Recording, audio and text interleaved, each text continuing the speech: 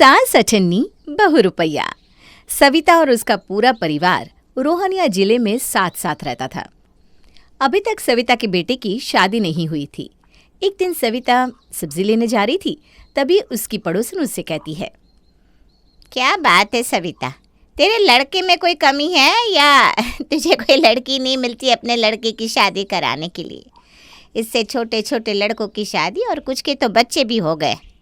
अरे कम बोला करो, मेरा लड़का करोड़ों में एक है, उसके लिए लड़की करोड़ों में एक ना सही, लाखों में एक तो लानी पड़ेगी ना, और इसके लिए ना वक्त लगता है। कोई भी ऐरी गैरी लड़की मेरे लड़के से शादी नहीं कर सकती। अरे ऐसा मैं नहीं, मोहल्ले की बाकी सब औरतें कह रही हैं। तुम लोगों ने मेरे लड़के को समझ क्या रखा है? कोई गाय भैंस नहीं है मेरा लड़का कि कहीं भी खूंटा देखा और बांध दूं। जब भी मेरे घर बहू आएगी ना, तो तुम पड़ोसियों की आंखें खुली की खुली रह जाएगी। इतनी खूबसूरत बहू लाऊंगी मैं। हाँ, अभी तू जितनी मर्जी उतना बोल ले। अभी कौन सा तू सास बनी है? जिस दिन भी तू सास बनी ना, उस दिन तुझे पता चलेगा सास बनना क्या होता है। सविता मुंह फुलाकर घर चली जाती है और अपने पति से कहती है, अजी सुनते हो, अब बहुत हुआ। मैं इन पड़ोसियों के ताने सुन सुनकर परेशान हो गई हूँ। अब मेरे लड़के के लिए जल्दी से जल्दी कोई लड़की देखो, मैं अपने लड़के की शादी कराकर इन सभी पड़ोसियों का दिमाग सही कर दूंगी। अरे वाह, मैं तो कब से इंतज़ार कर रहा था कि तुम कहो और हम शर्मा जी की लड़की को देखने चले। अभी कुछ वक्त पहले ही बाहर से पढ़कर आई है। दिखने में कैसी है? मेरे लड़के के लिए अच्छी तो है ना? जोड़ी अच्छी लगनी चाहिए। सविता देखो, उसे मैंने अभी तक देखा तो नहीं है, पर सुना है काफ़ी सुशील और संस्कारी लड़की है। सुंदर है, पतली दुबली सी है, खाना पीना भी बढ़िया बनाती है। यह कह लो सर्वगुण संपन्न है। अरे तो फिर यहाँ क्यों बैठे हो हाथ पर हाथ रखकर? चलो फटाफट तैयार होकर चलते हैं और रिश्ते की बात करते हैं। सविता अपने पति और बेटी के साथ रिश्ता देखने शर्मा जी के यहाँ पहुँचती है और लड़की को आता देखकर दंग रह जाते हैं। लड़की बिल्कुल मोटी और हाथी का बच्चा लग रही थी। सविता और उसका परिवार वहाँ से बहाना करके घर से चलते बनते हैं। आपने देखी ये लड़की? मेरे लाल के लिए तो ये हाथी का बच्चा है। हे राम, आपको ज़रा भी अंदाज़ा है कि किस तरह की लड़की चाहिए मुझे मेरे लाल के लिए? और तो तुम ऐसा कह रही हो कि जैसे मैंने जानबूझकर ये मोटी हाथी तुम्हें दिखाई? अरे मुझे क्या पता था कि इतनी मोटी और हाथी का बच्चा निकल आएगी। अब जो भी हुआ छोड़ो उसको और अपनी बेटी को लेकर रिक्शे से घर पहुंचो। अभी तो बहुत वक्त है, बहुत लड़कियां देखनी है हमें।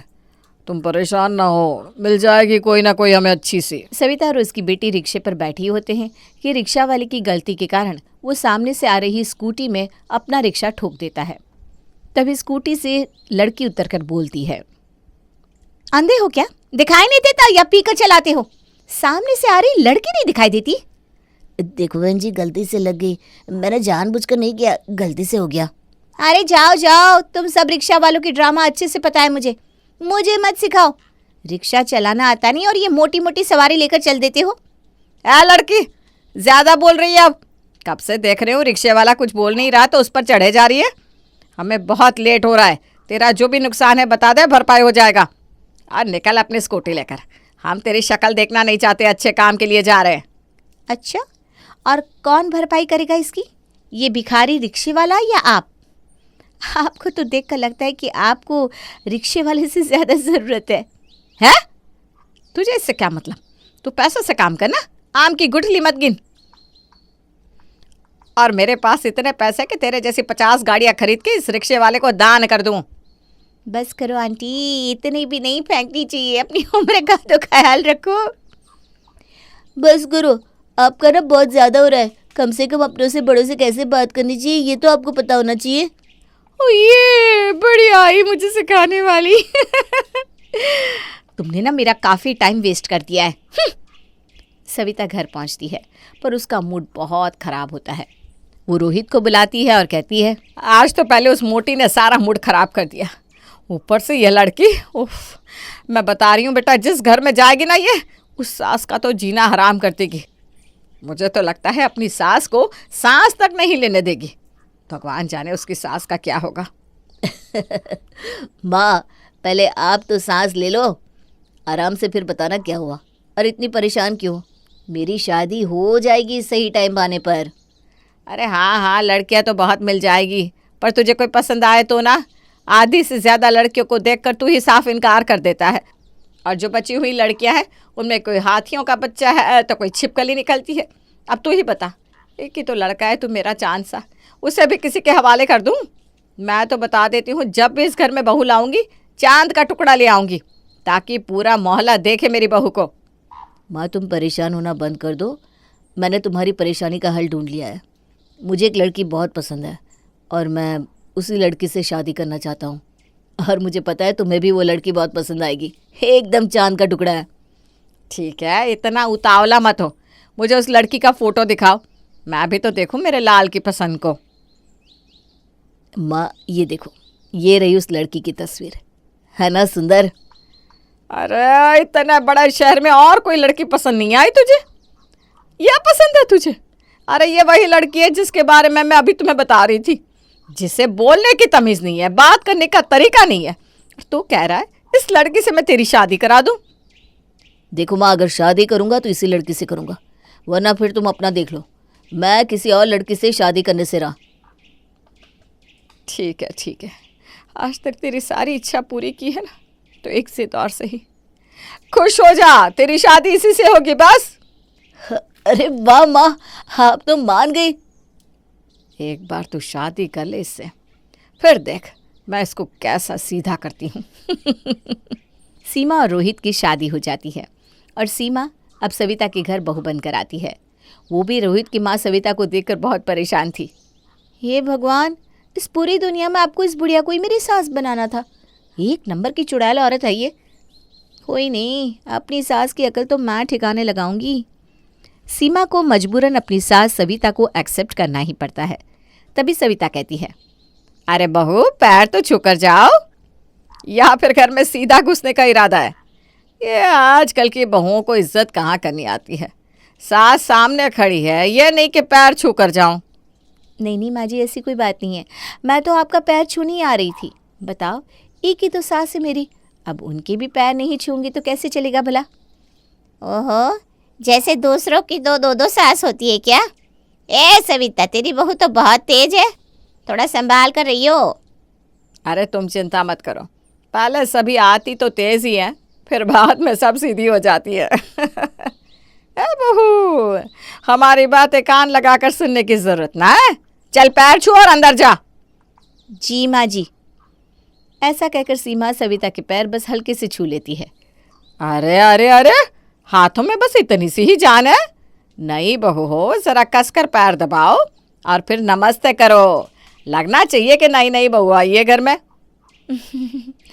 जी माँ जी, आप बिल्कुल सही कह रही हो।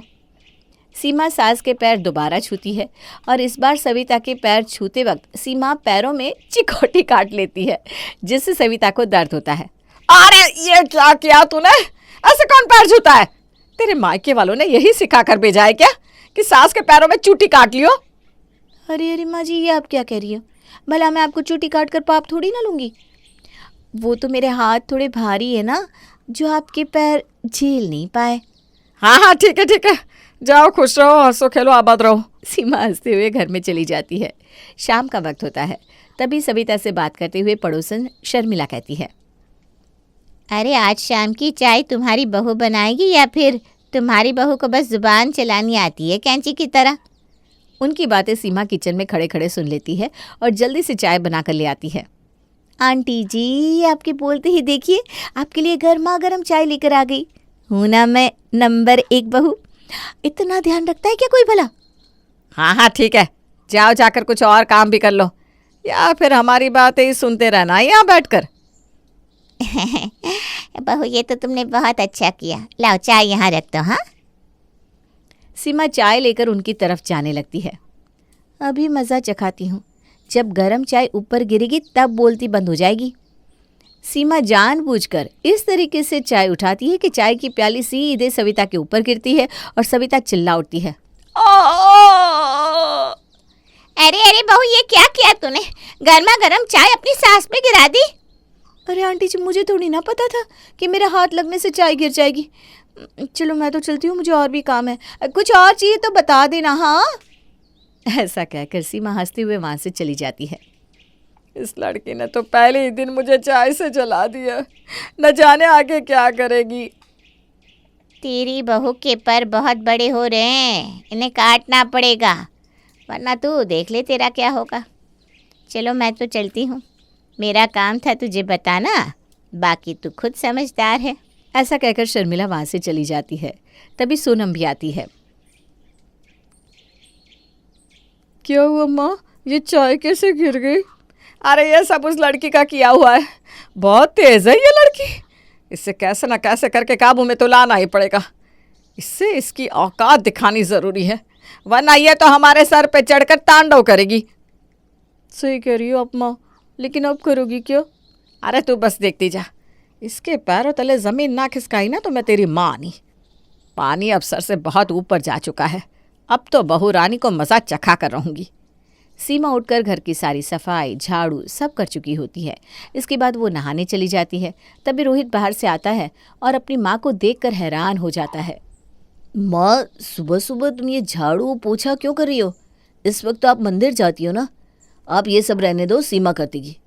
नहीं नहीं बेटा, बहू को मत बुलाना, उसी ने तो मुझे ये सब काम करने को कहा है। कहती है इस उम्र में अगर दिन भर बैठ के खाऊंगी पीऊंगी तो मोटी हो जाऊंगी और शरीर भी काम नहीं करेगा। इसीलिए तो मुझे सुबह से झाड़ू पोछे में लगा रखा है, ताकि घर का काम करूं और 2 वक्त की रोटी मुझे तभी तो मिलेगी बेटा। माँ, ये सब क्या उल्टी सीधी बातें कर रही हो? ऐसा कुछ नहीं है, बिना काम किए भी तुम्हें इस घर की इज्जत की 2 रोटी मिलेगी। अभी बुलाता हूँ सीमा को, रुको तुम ज़रा। सीमा, अभी इसी वक्त यहाँ आओ तुरंत। क्या हुआ? सुबह सुबह क्यों चिल्ला रहे हो? ये भी मैं बताऊं कि क्यों चिल्ला रहा हूं? तुमने मेरी माँ को समझ क्या रखा है? वो क्या कोई नौकरानी है जो तुम्हारे इशारों पर नाचेगी? और तुमने उन्हें झाड़ू पोछा लगाने को कहा है? तुम क्या कर रही हो सुबह से? अरे मैंने तुम्हारी माँ को कोई झाड़ू पोछा लगाने को नहीं कहा है, मैं खुद झाड़ू पोछा लगाकर नहाने गई हूँ। मुझे नहीं पता ये इनका क्या नया ड्रामा है। सीमा, अब बहुत हुआ। अगर अब मैंने माँ के हाथ में ये झाड़ू पोछा देखा तो तुम्हारी खैर नहीं, समझी? सविता रोहित का अपनी तरफ इस प्यार को देखकर बहुत खुश होती है और सोनम से कहती है, देखा, एक दिन में इस बहू को कैसी धूल चटाई है। आगे आगे देखो इसके साथ मैं क्या करती हूँ। अपने आप को बहुत तीसमार खा समझती है ना। क्या खूब खेला है माँ, तुमने तो ऐसा करके भाई को भाभी के खिलाफ कर दिया। तुम ना बहुत होशियार निकली माँ। अब देख आज क्या करती हूँ मैं। आज शाम को इसकी खैर नहीं। ऐसा क्या करोगी माँ? अरे ज़्यादा सवाल मत कर, जा जल्दी से चाय में बहुत तेज़ मीठा डालकर चाय बना कर ले आ। ठीक है माँ, अभी लाती हूँ। शाम होते ही जैसे ही रोहित घर में पैर रखता है तो सविता एकदम से बोल पड़ती है, हे राम, मुझे उठा ले, भगवान उठा ले मुझे, ये बहू मुझे मारना चाहती है। अब क्या हो गया माँ? अरे बहू से ज़रा सी चाय क्या मांग ली, उसने तो मुझे चाय में शक्कर मिलाकर दे दी। उसे ये भी नहीं पता कि मुझे डायबिटीज़ है। मैंने तो उसे सब कुछ बता दिया था। वहाँ स्लैब पर अपनी डायबिटीज़ की गोलियाँ भी रखी थी कि जब चाय बनाओ तो इसे डाल देना, पर उसने तो शक्कर मिलाकर मुझे चाय दे दी ताकि मैं चाय पीकर सीधा ऊपर पहुँच जाऊँ। तुझे यकीन नहीं है ना? तू ये चाय पीकर देख देख ज़रा। माँ परेशान मत हो, मैं अभी बात करता हूँ। सीमा को आखिर आपसे दिक्कत क्या है? सीमा, इधर आओ। वो अब क्या हुआ रोहित, क्यों चिल्ला रहे हो? अब कौन सा पहाड़ टूट पड़ा? तुम्हें मेरी माँ से दिक्कत क्या है? हाँ? अगर तुम उन्हें चाय बनाकर नहीं देना चाहती थी तो मना कर देती। ये कौन सा तरीका है कि इतनी मीठी चाय बनाकर दे दी? उन्हें कुछ हो जाता तो? मैंने तुम्हारी माँ को कोई चाय बनाकर नहीं दी। और रोहित, जब तुम यहाँ थे ही नहीं तो तुम्हें कैसे पता चलता है कि मैंने क्या किया और उन्होंने क्या किया? तुम बस आते ही मुझ पर चिल्लाने लगते हो। बेटा मैं तो यहाँ से चली जाऊंगी, अब तो ये मुझे झूठा होने का इल्ज़ाम भी लगा रही है। तुझे अपनी माँ पर भरोसा नहीं ना? तुझे तो लगता होगा मैं तुझसे झूठ कह रही हूँ। माँ, अब शांत हो जाओ, मैं देखता हूँ ना सीमा को। परेशान मत हो, आगे से ऐसा कुछ भी नहीं होगा। समय गुजरता है पर सीमा और उसकी माँ का ये एक दूसरे पर इल्ज़ाम लगाने का तमाशा ख़त्म ही नहीं होता। तभी रोहित गुस्से में आकर अपनी माँ और बीवी से कहता है, बहुत हो गया तुम दोनों का। जब भी घर में आता हूँ कोई खुश नहीं होता, बस जिसे देखो अपनी शिकायत का पिटारा खोलकर बैठ जाता है। किसी को मुझसे मतलब ही नहीं है। मैं अब तुम दोनों के साथ नहीं रहना चाहता। मैं तुम दोनों से अलग होना चाहता हूँ। तुम दोनों कभी नहीं सुधरोगे। अरे अगर मेरा बेटा मुझसे दूर हो गया तो मैं कैसे रहूँगी? मैंने सब कुछ इसके लिए तो किया था, शादी भी इसकी पसंद की करी, और आज मैंने खुद ही अपने लड़के को अपने से दूर कर दिया। ये मैंने क्या कर दिया?